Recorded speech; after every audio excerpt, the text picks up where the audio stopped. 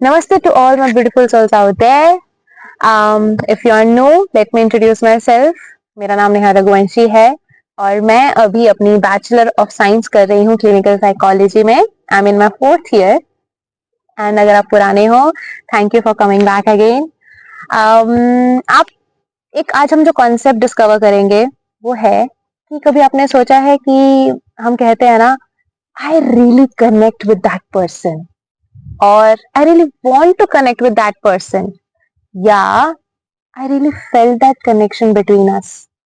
तो ये कनेक्शन शब्द का मतलब क्या होता है, आज हम इसे समझेंगे एक साइकोलॉजी स्कूल के थ्रू. एक पर्सपेक्टिव मैं आपको देना चाहूंगी कि साइकोलॉजी इसे कैसे समझाती है. थोड़ा मुश्किल हो सकता है for layman people to understand. I try कि मैं जितना सिंपल प्रैक्टिकल एग्जांपल दे सकूं. And yes, let's just start the video. इस कॉन्सेप्ट को समझाने के लिए मैं यूज करूंगी गेस्टॉल्ट साइकोलॉजी. पहले हम गेस्टॉल्ट शब्द का मतलब समझेंगे. The word gestalt in German means whole और put together. Gestalt psychology suggest that people perceive object and situation as a single organized whole rather than a collection of separate pieces. नहीं समझ आया? देखो मैं समझाती हूँ सिंपल तरीके से. आप पीछे देख रहे हो, ये क्या है? पेड़, ट्री, राइट? तो आपने इसको एज होल देखा कि ये एक पेड़ है. आपने ये नहीं कहा कि ये ब्रांच है, ये लीव है, ये ट्रंक है, ये रूट है. नहीं, आपने सारे बिट्स एंड पीसेस को मिलाया और कहा ये मिलकर एक पेड़ बनता है. यही कहता है गेस्टॉल्ट स्कूल ऑफ साइकोलॉजी. जैसे ये मानते हैं कि जो हम इंसान होते हैं, हम छोटे छोटे छोटे छोटे पीसेस से मिलकर एक होल इंडिविजुअल बनते हैं. मैं नेहा रघुवंशी, नेहा रघुवंशी कैसे बनती है? अपनी फैमिली के साथ, अपनी फ्रेंड्स, अपनी सोशल लाइफ, यूट्यूब, मेरा करियर, मेरे फाइनेंसेस, ये सब मेरे जो पार्ट हैं मिलकर मुझे नेहा रघुवंशी बनाते हैं. वैसे ही हर इंसान की जो प्रॉब्लम होती है या उसकी कोई भी सिचुएशन होती है, वो छोटे छोटे छोटे छोटे पीसेस से बनकर एक प्रॉब्लम बनती है. तो आज हम यही समझेंगे कि गेस्टॉल्ट स्कूल ऑफ साइकोलॉजी कैसे कनेक्शन को समझाता है. कनेक्शन बनाने के लिए कॉन्टैक्ट होना बहुत जरूरी होता है. गेस्टॉल्ट साइकोलॉजी कॉन्टैक्ट को ऐसे समझाती है कि कोई भी इंसान, कोई इंडिविजुअल कॉन्टैक्ट अपने सेंसेस के थ्रू बनाता है.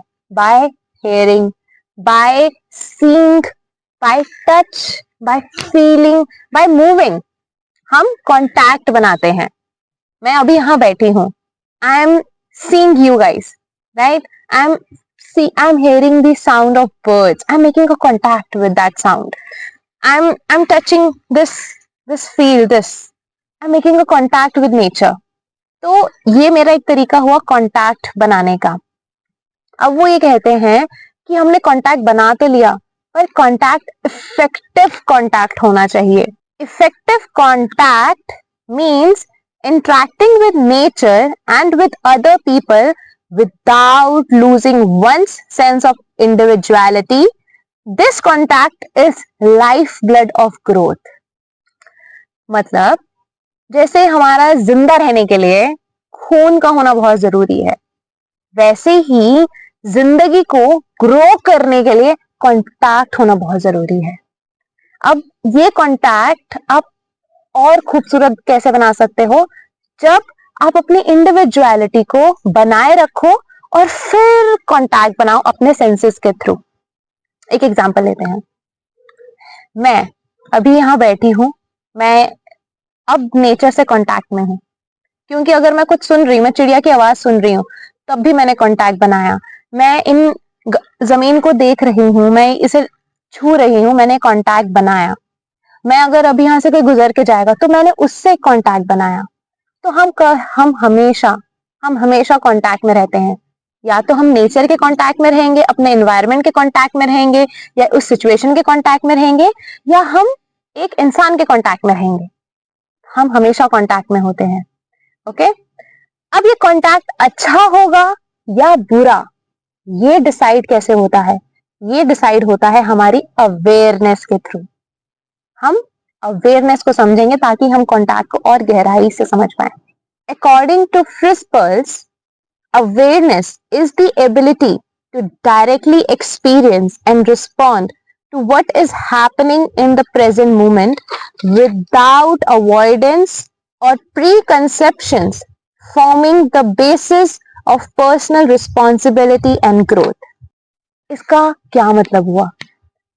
फ्रिस पर्ल्स ये समझाना चाह रहे हैं कि अवेयरनेस क्या होती है जब आप किसी भी सिचुएशन को डायरेक्टली एक्सपीरियंस करते हो और रिस्पॉन्ड करते हो उस सिचुएशन को, रिएक्ट नहीं करते, रिस्पॉन्ड करते हो सिचुएशन में प्रेजेंट मोमेंट को जीकर, उस मोमेंट को अवॉइड ना करके, उस मोमेंट में फ्यूचर की बातें ना सोचकर या पास्ट की बातें ना सोचकर बस फुल्ली प्रेजेंट रहकर उस मोमेंट को पूरी तरीके से जीते हो और उस सिचुएशन की रिस्पॉन्सिबिलिटी लेते हो ताकि आप ग्रो कर सको। मैं फिर से सेम एग्जांपल दूंगी। अभी मैं ये वीडियो शूट कर रही हूँ, मैं प्रेजेंट रहकर अगर कंटेंट क्रिएशन को एक्सपीरियंस कर रही हूँ कि यार ये वीडियो बनाना क्या होता है, कि आपको ये कॉन्सेप्ट समझाना क्या होता है, I am feeling it, I am enjoying doing it, then I am aware of what I am doing.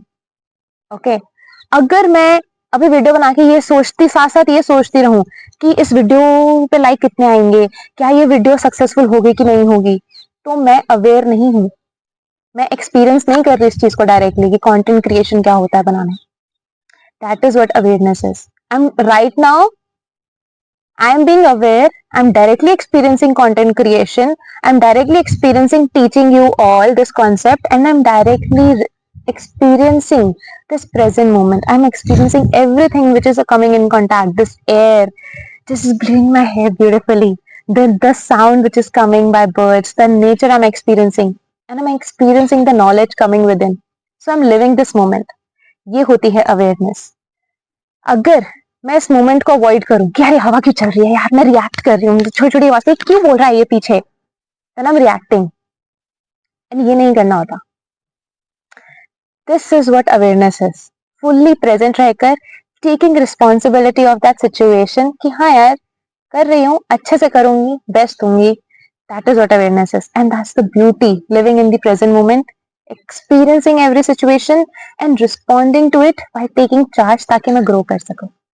Okay, that's what awareness is. अब हमने अवेयरनेस को समझ लिया, हमने कॉन्टैक्ट को समझ लिया, अब हम एक साइकोलॉजिस्ट का एक डेफिनेशन लेंगे कॉन्टैक्ट का। वो कैसे समझाते हैं कि एक खूबसूरत कॉन्टैक्ट क्या होता है। Gary Yontef describes a person exists by differentiating self from other and by connecting self and others. These are the two functions of a boundary. To make good contact with one's world, it is necessary to risk reaching out, discovering one's own boundary. Effective self-regulation includes contact in which one is aware of duality in the environment that is potentially nurturing or toxic. That which is nurturing is assimilated or else is rejected. इसका क्या मतलब हो? ये simply कहता है जब एक इंसान अपने प्रति और दूसरों के प्रति एक अंतर कर पाता है, एक डिफरेंस कर पाता है, और साथ में वो खुद जैसा है उस इंडिविजुअलिटी के साथ बाकी लोगों के साथ कनेक्ट कर पाता है, एक बॉन्ड बना पाता है।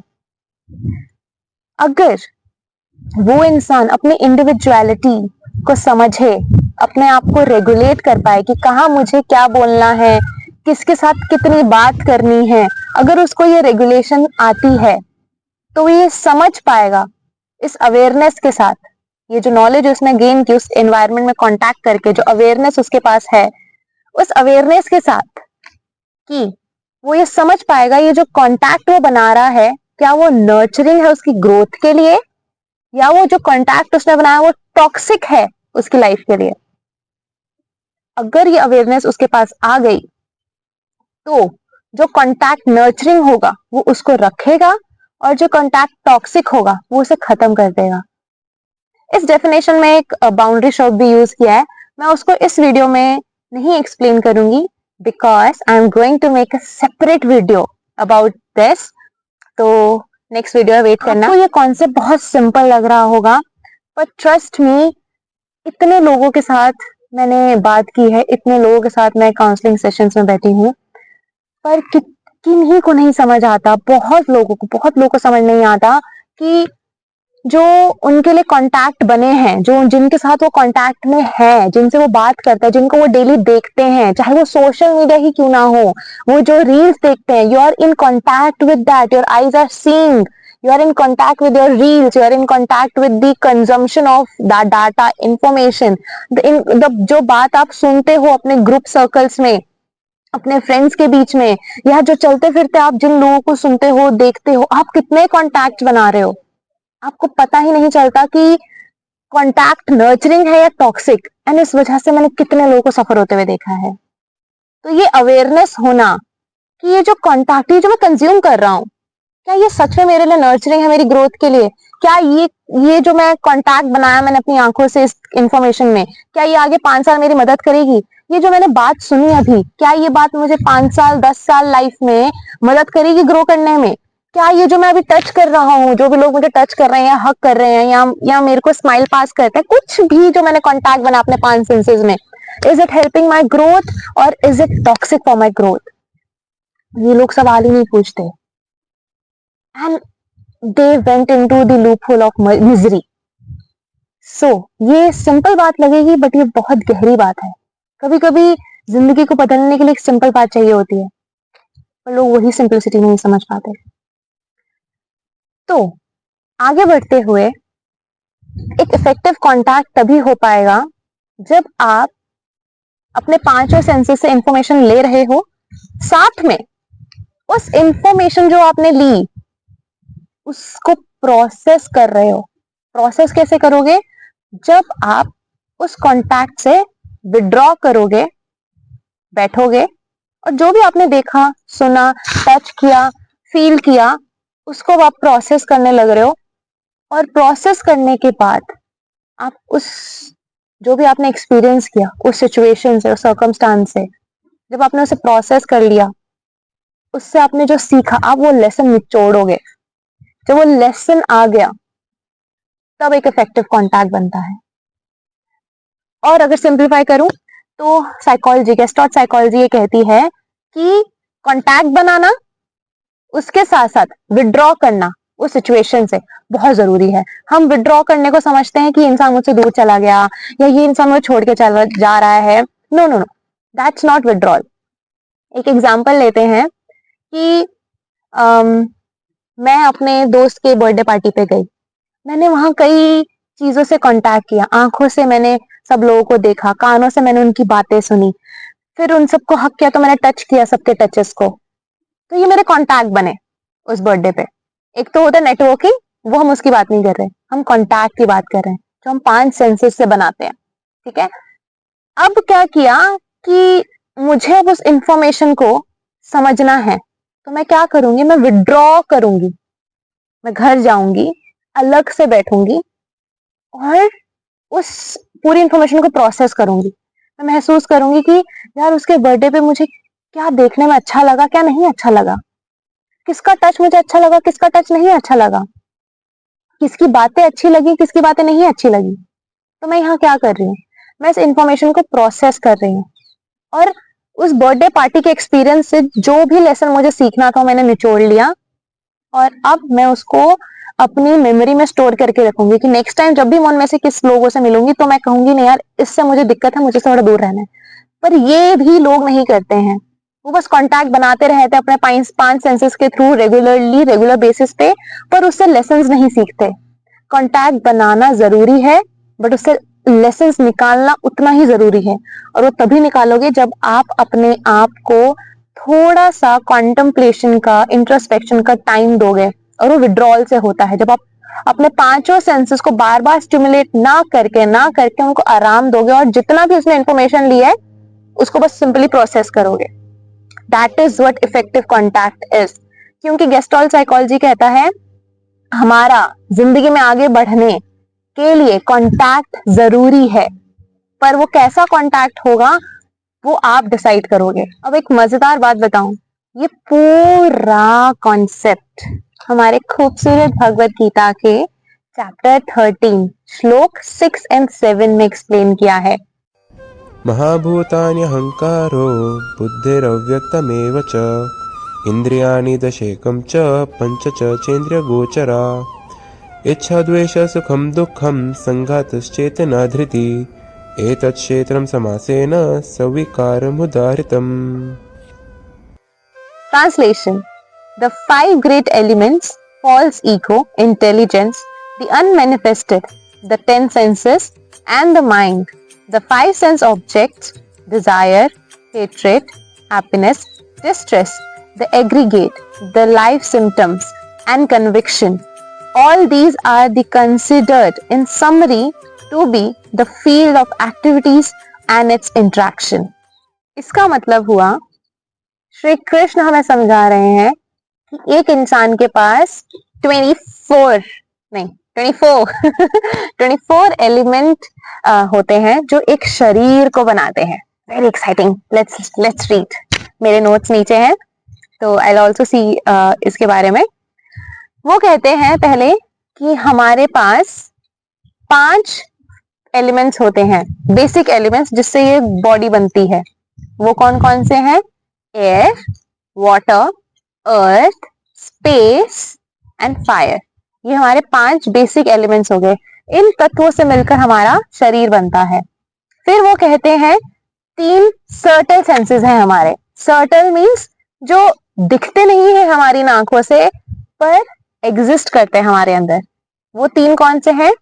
हमारा इंटेलिजेंस, दूसरा हमारी फॉल्स ईगो, एंड तीसरा हमारे अनमैनिफेस्टेड मीन्स अनमैनिफेस्टेड मोड्स, सात्विक, राजसिक, तामसिक।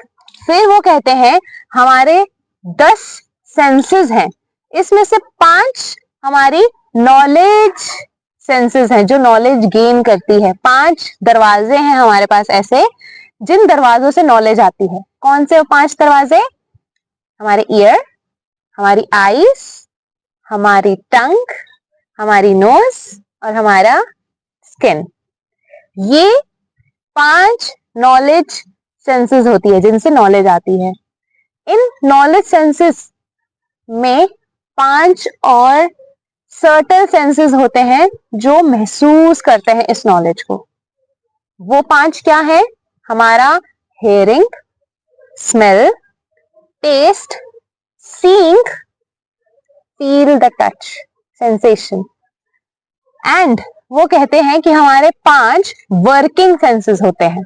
कौन कौन से हैं? हमारा स्पीच, हमारे हैंड्स, हमारे लेग्स, हमारा एनस एंड हमारा जेनिटल। ये 5 एलिमेंट से हम काम करते हैं जिसको हम कहते हैं वर्किंग सेंसेस। एंड एक है, वो है हमारा माइंड। तो अगर आप इनको टोटल करो तो हमारे पास हो गए टोटल 24 एलिमेंट्स। कौन कौन से? 5 बेसिक एलिमेंट्स जो बताए, fire, water, earth, ether and space. Then हमारे 3 false ego, intelligence and unmanifested mode of nature. 5 working senses हमारे कौन से? हैंड, हमारा लेग्स, हमारी speech, anus and genital. 5 subtle senses जिनसे हमने नॉलेज ली, उनको नॉलेज को महसूस भी तो करेंगे, right? Hearing, seeing, smell, taste, touch and हमारा one that is the mind. Isn't it beautiful कि श्री कृष्ण ने कितनी पहले ये नॉलेज हमें दे दी थी और अब हम इसे साइकोलॉजी में पढ़ रहे हैं। तो जैसे उन्होंने कहा कि हमारी नॉलेज, इन्होंने इन्हें क्या कहा? नॉलेज सेंसेस कहा कि इनसे हम नॉलेज लेते हैं, राइट? और यही साइकोलॉजी मैंने अभी आपको समझाया कि अगर आपको एक इफेक्टिव कांटेक्ट बनाना है, आपको जिंदगी में ग्रो करना है, तो इन्हीं नॉलेज सेंसेस से आपको कितनी अच्छी नॉलेज ले रहे हो, कितनी गंदी नॉलेज ले रहे हो, और उस नॉलेज को प्रोसेस कर रहे हो कि नहीं अवेयरनेस के साथ, तभी एक खूबसूरत कांटेक्ट आप लाइफ में बना पाओगे और ग्रो कर पाओगे। एक एग्जांपल हमने बचपन से सुना है कि अगर जैसी संगति वैसी रंगति। क्यों बोलते हैं? क्योंकि हम अपने जो नॉलेज सेंसेस है ना, इनको किसकी संगत में रख रहे हैं, वैसे ही रंग में हम रंग जाएंगे. That's why your association is very important. हमें हमारे स्पिरिचुअल लाइफ में हमारे जितने भी गुरु महाराज और आचार्यज हैं, वो ये कहते हैं कि having a devotee association, having a good association is life changing. क्योंकि आप अनकॉन्शियसली आप कुछ ना कुछ अच्छा सुनोगे, कुछ ना कुछ अच्छा स्मेल करोगे, कुछ ना कुछ अच्छा देखते रहोगे, अच्छा महसूस करते रहोगे, और कब आपकी नॉलेज अच्छी हो जाएगी आपको पता ही नहीं चलेगा. That will help you to nurture the contact and nurture yourself, nurture the environment. वैसे ही अगर आपकी संगति सड़े हुए सेब की तरह खराब हुई तो आपके कान में सड़ी आवाजें जाएंगी. आप गंदगी को महसूस करोगे, आप गंदी चीजें देखोगे, गंदी चीजें बोलोगे. जो आजकल के टीने बहुत कूल अब्यूसिव लैंग्वेजेस हो गई हैं, अब्यूसिव टॉक्स हो गई हैं, अब्यूसिव टच हो गए हैं. ये क्यों हो रहा है? क्योंकि हम अपने कॉन्टैक्ट, जितना सिंपल अभी आपको लग रहा होगा, बहुत बड़ा इम्पैक्ट करता है. आप जो ये जो कॉन्टैक्ट बनाते हो सोशल मीडिया में, आपको पता नहीं, आपको लगता है नहीं नहीं मेरे को फर्क नहीं पड़ेगा, मैं तो सब बढ़िया.